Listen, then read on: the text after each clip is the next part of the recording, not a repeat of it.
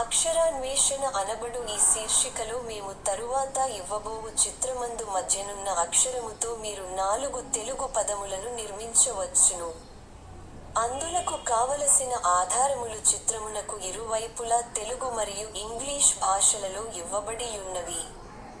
ఆ ఆధారముల సహాయముతో ఉండవలసిన ఆ అక్షరములేమిటో మధ్యనున్న అక్షరము చుట్టూ నున్న 4 ఖాళీ గళ్లలో 1 నిముషములోగా నింపండి. ఒకవేళ ఆ కాల వ్యవధిలోగా ఖాళీలను నింపలేక పోయిన ఎడల 1 నిముషము తదనంతరము ఆ సమాధానము లేమిటో మేమివ్వగలము.